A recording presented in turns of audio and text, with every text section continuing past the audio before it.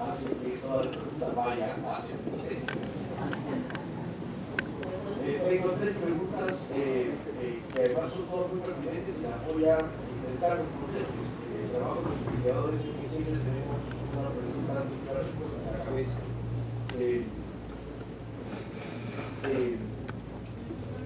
Me preguntan si la ley actual, la 30.22.0 y el CINEACE consideraron estas hipótesis en su construcción. El CINEACE no, porque el CINEACE fue creado en un contexto totalmente distinto. Lo que deberíamos pensar es que el CINEACE incluya en este proceso que está atravesando de volver a pensarse, de volver a adecuarse a este nuevo contexto normativo y de nueva información, que también siga siendo porque es un curso. En cuanto a la ley, creo que sí, que la ley no solo la recoge, sino que a diferencia de los abogados, yo no puedo hacer un análisis jurídico y legal de la ley. Lo que yo sí puedo hacer es tratar de identificar aquellos asuntos que la ley tiene que permiten decir que responde a estas tres hipótesis. La primera es que yo creo que hay cosas fundamentales que uno agrupa los artículos de manera distinta a la que aparece en la ley. Eso en realidad aparecen los capítulos. A mí me gusta leer la ley al revés, adelante. Y uno puede conseguir rescatar los conceptos de la ley. El primero, que lo mencionaba con nosotros, es que creo que la ley, en más de un artículo, lo que muestra es que el Estado asume la responsabilidad de las políticas. No sé qué pasó, no cargó. Quiero cargar esto. La segunda es que la ley, y eso tiene una situación que después voy a abordar, la ley recupera el espíritu académico y de investigación. No, es que no carga, porque ya está. En directo funciona. Puede ver eso en la idea de los federales, en la idea del cuerpo docente estable, únicamente estable, el 25%, en la idea de tener nuevamente un producto de investigación para obtener el grado, en la idea de tener unidades de investigación dentro de las universidades. Es decir, hay una intención de la ley de recobrar a la idea de la universidad como un espacio académico. Un tercer elemento, que tiene que ver con otra pregunta muy expresiva, es que el Estado busca ser el responsable de la regulación de la calidad de las autoridades de servicio a través de la creación de la superintendencia, que no solo la superintendencia, sino también en este ayornado CINEACE y estas nuevas funciones de obligaciones que poníamos para tener en esta idea de conseguir el sistema de calidad como es el sistema propiamente como elementos corresponde. Y digo eso porque entonces me refiero que la ley sí toma por lo menos una de estas situaciones. El mercado me ha hecho una pregunta interesante que voy a responder con otra pregunta que me la hizo, porque dicen, bueno, muéstrame alguna experiencia en la que el Estado haya regulado bien la calidad de los universidades. Yo le respondo con dos preguntas. No puedo mostrar eso porque no ha habido esa regulación. Y dos, mi pregunta es, no sé si lo va a hacer bien, hay que hacer el esfuerzo para que lo haga bien. Pero lo que yo sí puedo mostrar con datos es que el mercado no ha podido regular esa calidad. Entonces, la pregunta de que me muestre alguna experiencia positiva, de a cambio de decirme, muestre alguna experiencia positiva en que el mercado haya podido realmente regular esa calidad. El tercer elemento tiene que ver con los asuntos de la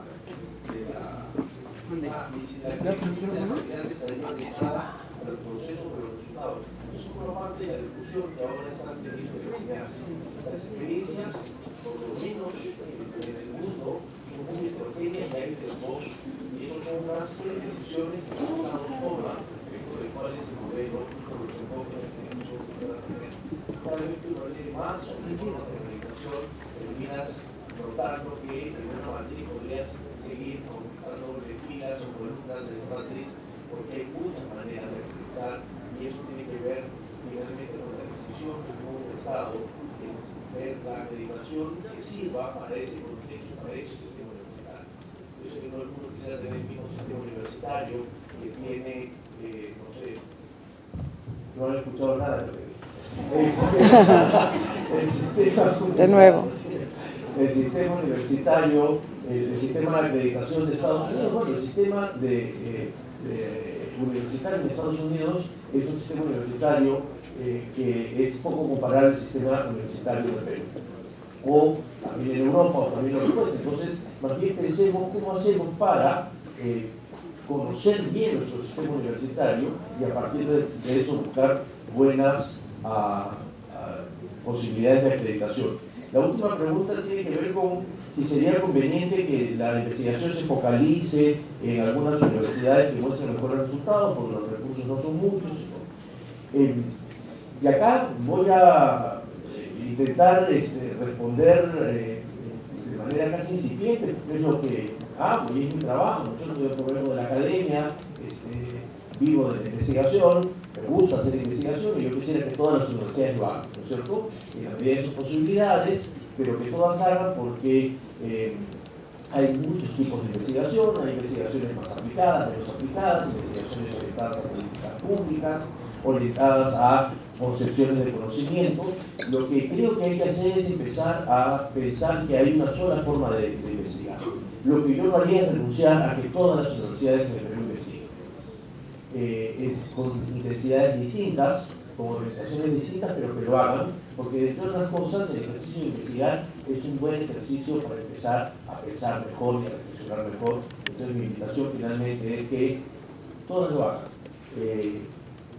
con más o menos intensidades, con más o menos orientaciones distintas, pero que lo hagan porque es un ejercicio sano y bueno.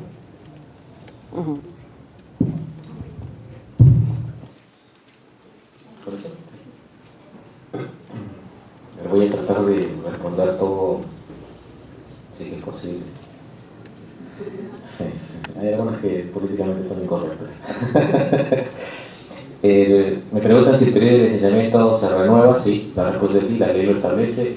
La licencia se otorga por un plazo mínimo de 6 años, pero eso no significa que solo sea por 6, se puede tener por 20, por 30. Tenemos la universidad más antigua de América funcionando, o sea, imagínense si tenemos 6, ¿no? Probablemente tengan muchos más en funcionamiento, así que eso va a depender de los criterios de licenciamiento que se establezcan y la manera como estos se acrediten para que eventualmente exista o no el respaldo. Evidentemente es distinto evaluar una universidad que esté en funcionamiento, no voy a dar nombres, que una nueva, ¿no? Probablemente los indicadores que se tengan de sostenibilidad de ese proyecto sean más fuertes, más duros en la universidad que ya está funcionando que en la que aún no funciona, ¿no?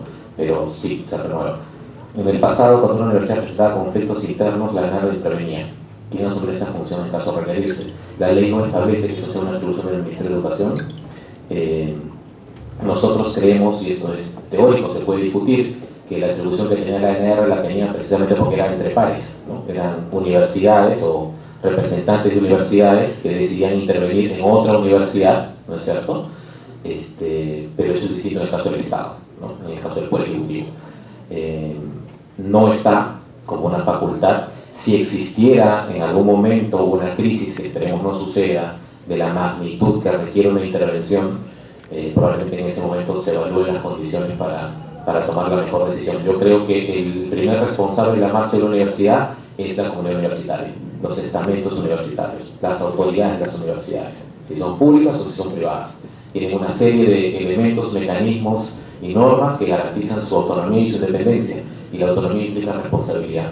Entonces, lo que sucede en la universidad es responsabilidad de las universidades, ¿no?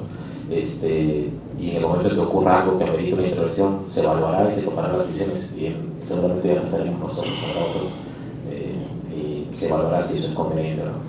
¿Cuál es la situación jurídica de CONAF? ¿Por qué sigue funcionando? Si la ley ha derogado su ley de creación. Y las nuevas universidades de reciente creación, ¿cómo organizan sus órganos de gobierno? Y la siguiente pregunta: la ley establece un plazo de 5 años para que los docentes cumplan los requisitos exigidos. Es el mismo plazo para que las autoridades cumplan los requisitos exigidos para ocupar el cargo. Respecto de la situación jurídica de CONAFU, bueno, el CONAFU no tiene autorización para ejercer las funciones y los servicios vinculados a la autorización de funcionamiento desde la sentencia del Tribunal Constitucional del 2008. No existe desde la ley de moratoria del año 2012 la posibilidad de crear nuevas universidades, entonces tampoco tiene esa facultad durante los próximos 5 años del 2017. Existen algunos servicios complementarios que ha venido ejerciendo hasta antes de la ley. Lo que hemos hablado en el Ministerio de Educación es que como hay muchas posibilidades de interpretación, a veces necesitamos dar un mensaje más claro y probablemente en los próximos días el mensaje sea mucho más claro, pero CONAFU no tiene autorización para ejercer ningún servicio complementario ni ningún servicio vinculado a la autorización de funcionamiento de universidades, ¿no? Sí, el tema del plazo para adecuarse, bueno, la ley establece el plazo de adecuación para que los docentes de pregrado en las universidades públicas cumplan con el requisito de tener el grado de maestro. No está previsto para las autoridades porque las autoridades tienen básicamente los mismos requisitos que cumplir que tenían en la anterior ley, entonces no es posible imaginar un rector que no sea doctor, no debería ser posible imaginarse eso, ¿no? Entonces no hay un periodo de adecuación para las autoridades porque las autoridades tienen básicamente los mismos requisitos, deberían haberlos cumplido ya.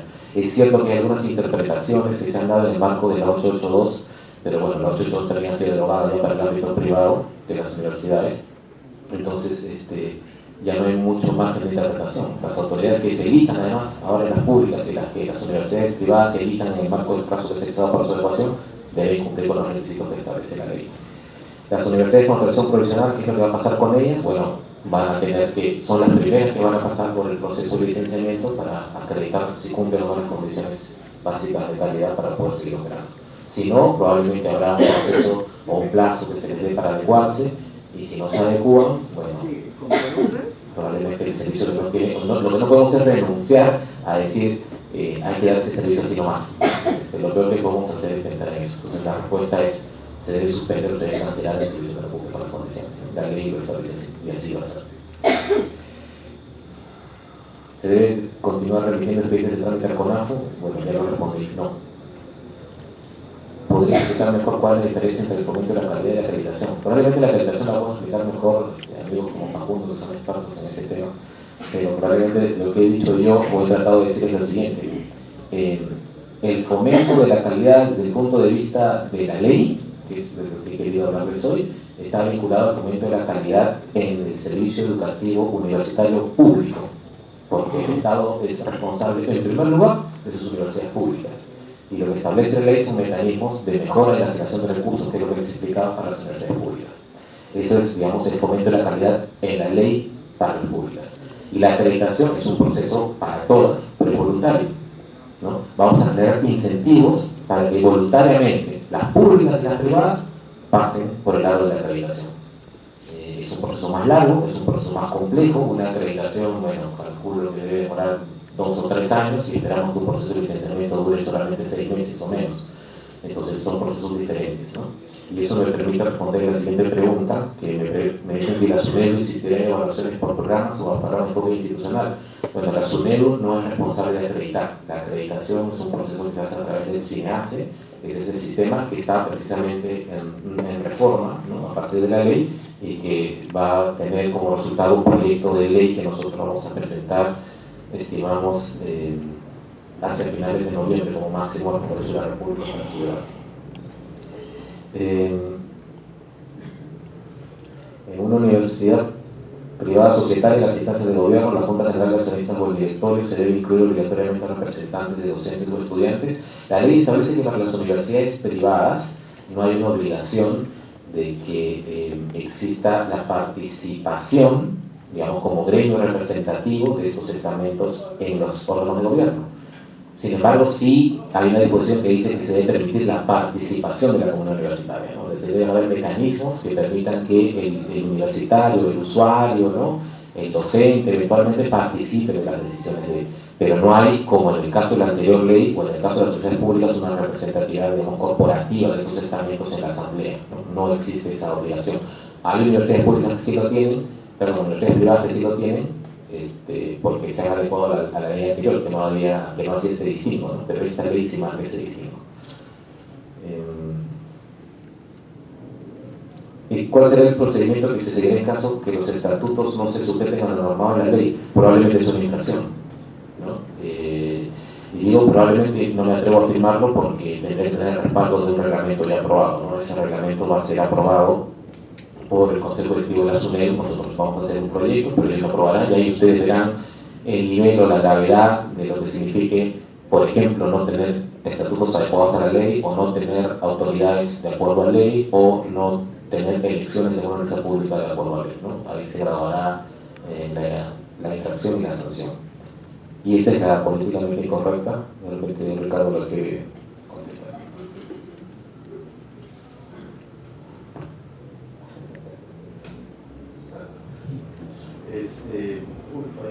Ahora por hablar llegaron más preguntas. Voy a ir corriendo por cuestiones de tiempo. Sin rollo voy a leer la pregunta y la respuesta. ¿Piensan ustedes que sería importante desarrollar una ley de educación superior que abarque tanto la educación universitaria como la no universitaria? La pregunta, la respuesta es sí. Esa fue la respuesta además del Consejo Nacional de Educación.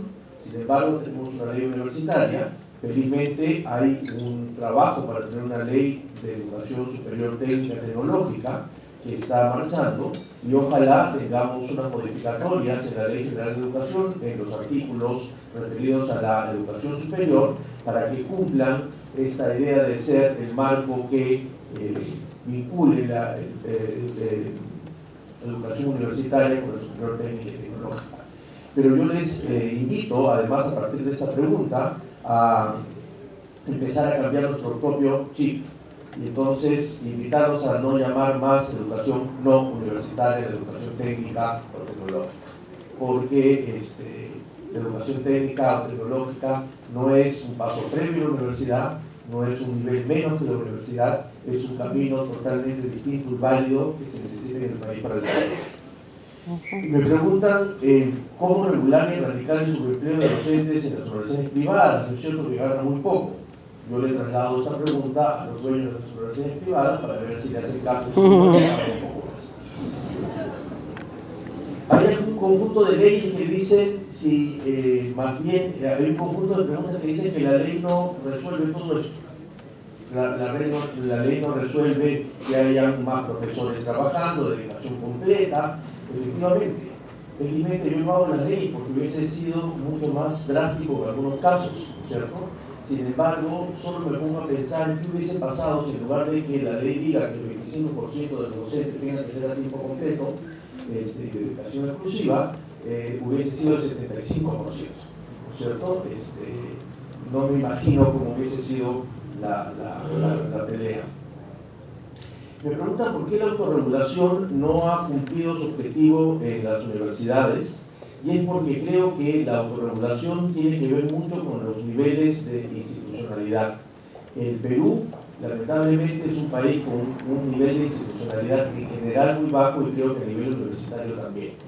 En el marco de mi proyecto de investigación sobre educación superior e inclusión social, me he dedicado a pasear por el país para ubicar aquellas universidades de bajo costo y además con poca población, que eran las que me interesaban estudiar y tratar de comprender por qué se metían en esto. Y ojalá termine de escribir rápido el informe, y ahí vamos a tener una respuesta más contundente de por qué la autorregulación no ha funcionado, sobre todo cuando hay esta enorme expansión de esta oferta desregulada de universidades. Me piden que aclare, y una pregunta muy válida por correr, probablemente no lo hice bien, que aclare cómo es posible que hable de un sistema masivo de educación superior en el Perú si, comparado con otros países, todavía nuestro porcentaje de jóvenes estudiando es muy poco. Efectivamente, es todavía poco, llegamos alrededor del 38%. Lo que se utiliza es estandarizar las medidas para llamar los 3 niveles de sistemas universitarios.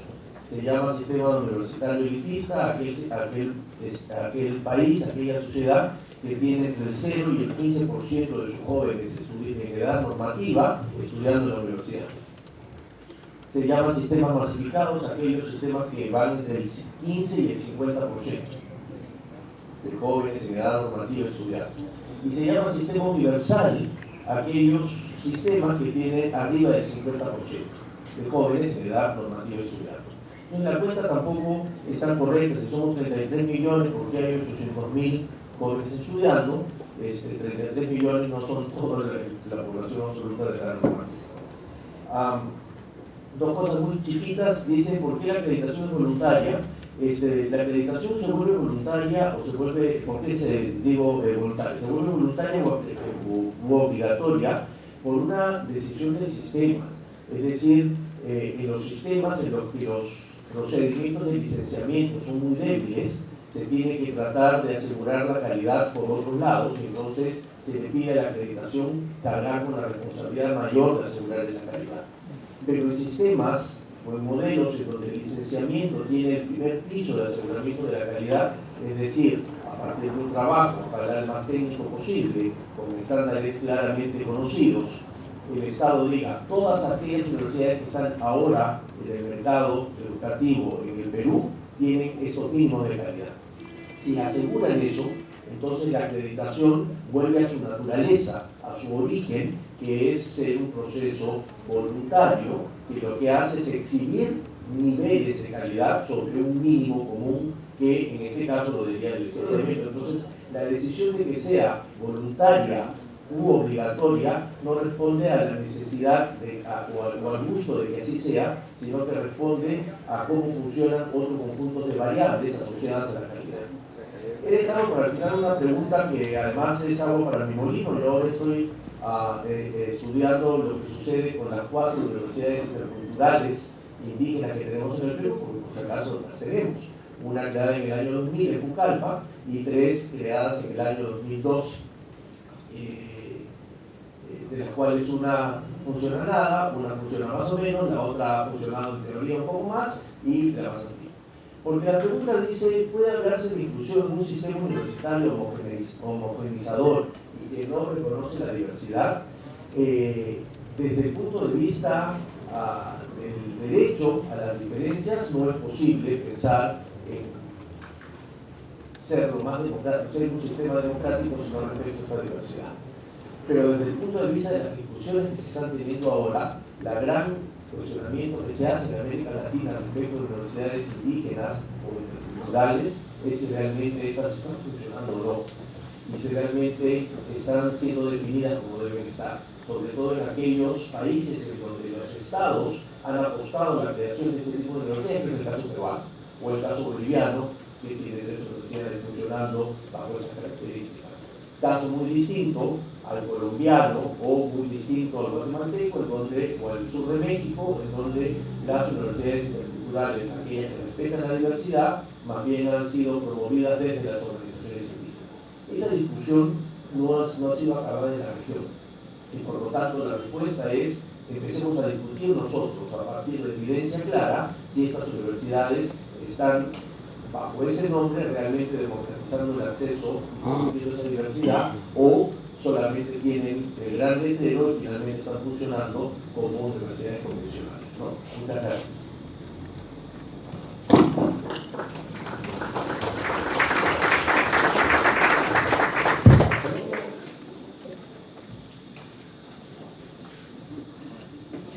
Hay 3 preguntas vinculadas a cuándo comenzará a funcionar la superintendencia y qué avances hay en la designación del superintendente.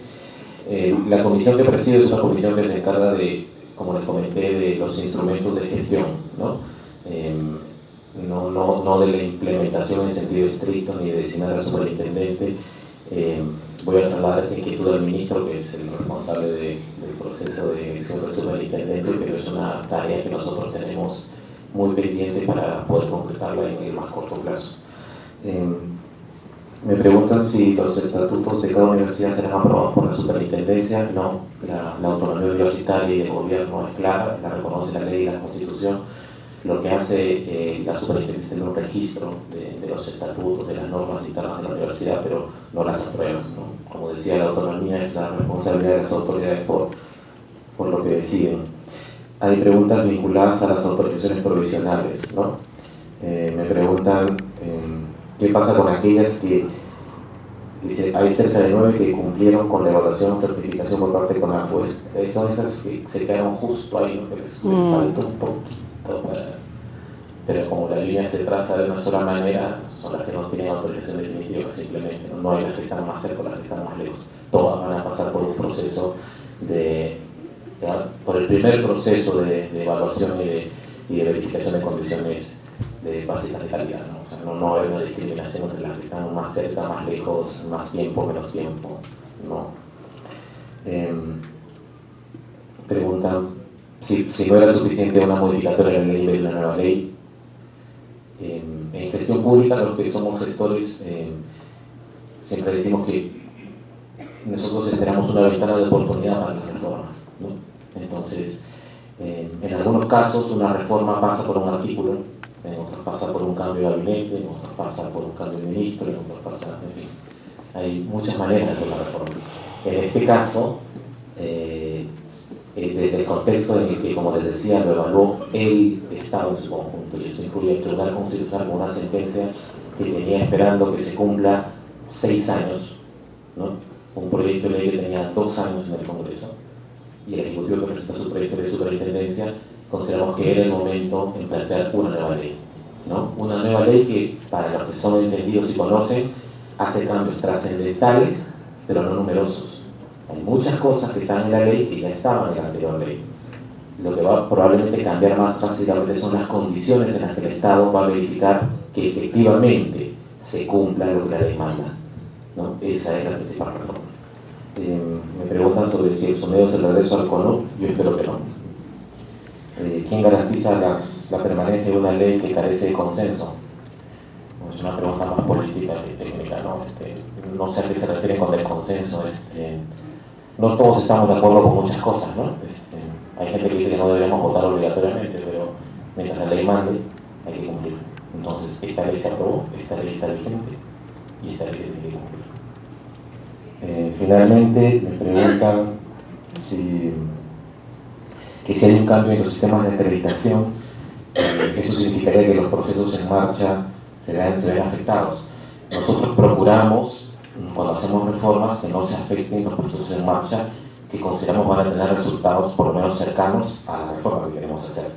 Entonces, yo dudo mucho, salvo que exista un cambio trascendental en el modelo, que se vean afectados estos procesos. Probablemente vaya a haber un tiempo de adecuación, ¿no? Generalmente las normas establecen un periodo de transición.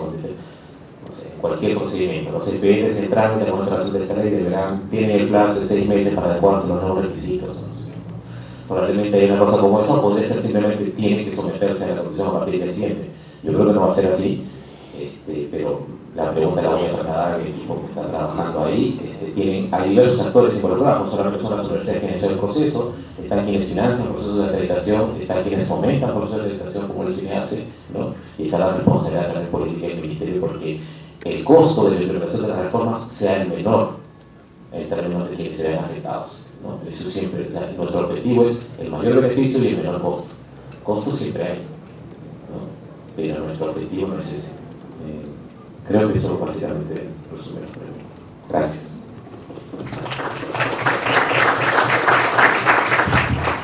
Muchas gracias a Ricardo Juan Cuenca y Juan Antonio Tellez, y con un renovado aplauso y nuestro profundo agradecimiento vamos a hacer una muy breve transición para el segundo bloque de este conversatorio. Este bloque tiene como temas centrales la acreditación y justamente lo que ya se ha introducido ahora como idea de un sistema de educación superior. Consta de 2 exposiciones. La primera estará a cargo de Carolina Barrios y la segunda a cargo de Mario Rivera.